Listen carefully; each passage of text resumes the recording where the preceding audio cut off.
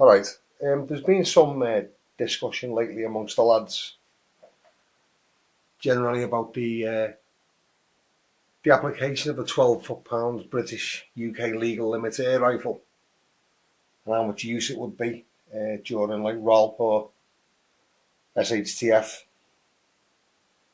and weapons and stuff. 93 did a good little overview of it, few good little tests and pellet reviews and stuff. So I've never ever done one. I've always sort of thought it's quite difficult to make a decent air rifle video. So I mean, even you see the high powered ones, and it's very difficult to do with the sort of cameras I've got. So this is the main air rifle I use. This is my favourite one. It's WROL break barrel HW95. It wasn't a carbine. I've had the barrel cut down and rethreaded to take a decent silencer. There's a reason for that, which I'll come to later. It's overscoped, I think, in my opinion. I got that cheap, and the mount's cheap, so I put it on. It's overscoped. I'll probably take that off and sell it, or trade it, and put a more sort of like blue collar working man scope on it. Really, it's got multi reticle setting, low light and high light. It's very good. The Virox have got this excellent record trigger, which is like second to none in spring guns, I think. And it's got an adjustable butt plate. It's got a custom stock. Checking the non-standard stock.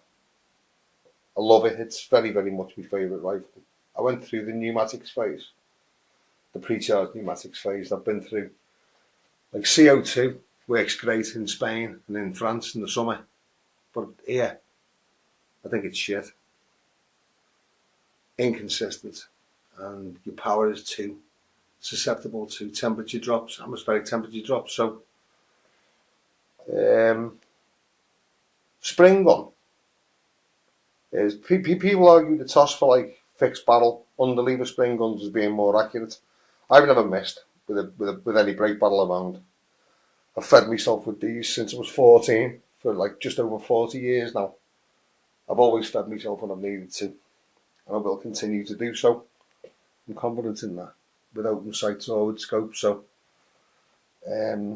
this one particularly has got venom tuned internals, and I've had it to bits and put it back together again myself a lot of times, and I've got several other internals safely and securely stored. Should I ever need to replace them at short notice, in the event of like any sort of survival emergency or domestic national emergency that required us to find our own food or to use it for other purposes. So with that in mind, the Americans are going to laugh at a 12 foot-pound air rifle. When I was living in Europe, I had for about 14 months, 15 months, I had a 32 foot-pound Theoben break barrel gas ram rifle, which was like totally unbelievable. 25 caliber, absolutely unbelievable. In its own right, it was like a usable firearm, and it was a lot more practical for the purposes we discussed. But I like this, and it's legal. It's 11.65 foot-pounds on the chrono with RWS Super H-point pellets, which is all I use really. I've tried every different type of pellet over the years, and I've tried all the new ones and all the variations and stuff, and I always settle on RWS Super H-point because I like them. They're a good hunting pellet, and they're good for plinking, and they're good for other uses, if you know what I mean. They would be good for other uses, if you know what I mean, but silence on a spring gun's a bit superfluous. But I mentioned that before. The reason for this is I've had the barrel length reduced and threaded for a silencer, so that if I ever was in a situation when I had to power up the internals, this would give me the extra barrel length that you need when you power up the spring gun. And then when it's at 12 foot-pounds, I've got the compactness, the compact sort of status of it for carrying and moving around and keeping in the vehicle and stuff, so keeping in the house. So I'll put the silencer on for the purpose of this test. And having said that about the Super 8-point pellets, for the purposes of this particular test, I'm going to be using these Prometheus pellets in 2.2.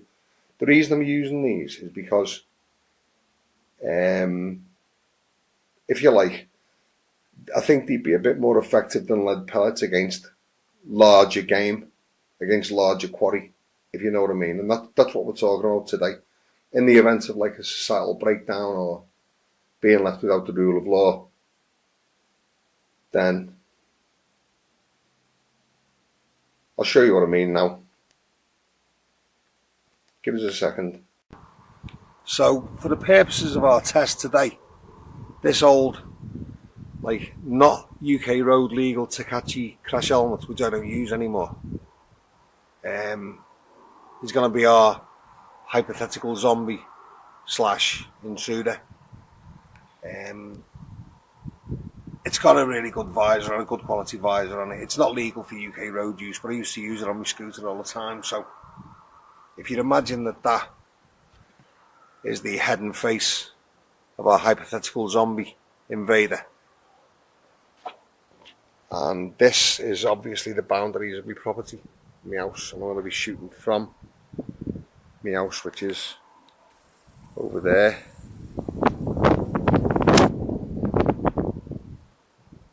That's exactly 16 and a half yards away, that door to here.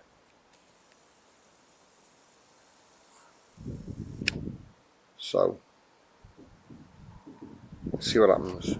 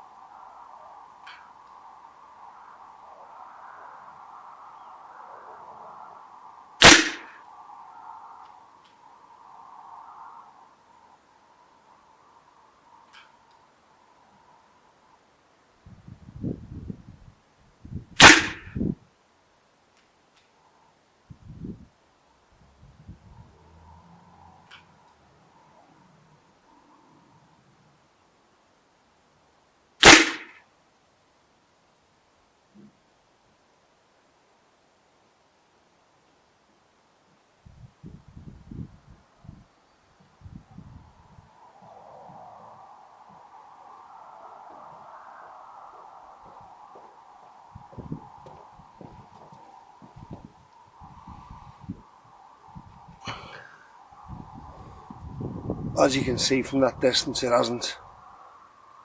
The Prometheus pellets have not penetrated the visor, which is like, on these Takachi helmets, it's the same visor that's used in riot helmets. But I think if somebody was shooting at you into the face with that sword, you wouldn't think, bastard, and carry on walking towards the house, would you? We'll try again.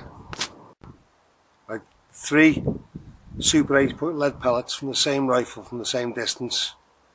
Testing now.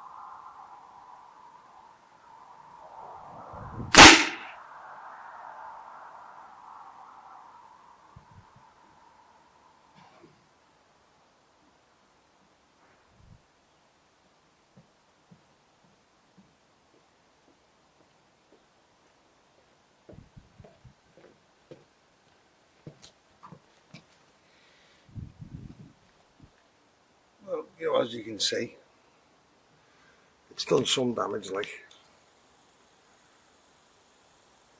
but obviously not enough to be effective against an armoured intruder. It certainly would give them a little bit of incentive, but, you know, and again, the application is small game for feeding yourself. It's proven in that, because I've done it myself for like 40 years and now I can feed myself with it. You know, with air rifles, like, less powerful than this, like meteors and air supporters and stuff, I've killed rabbits and squirrels, so wood pigeons, a pheasant once, which I got battered for when I was a kid, but you can feed yourself with them, you know. If the shit hits the fan and the system collapses, handy to have for vermin control and for feeding yourself on the small game we get here in the UK. But against an intruder, I don't know. It's look for other stuff, innit?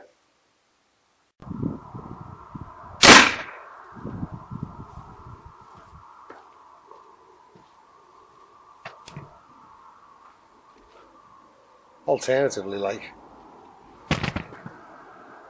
thanks for watching.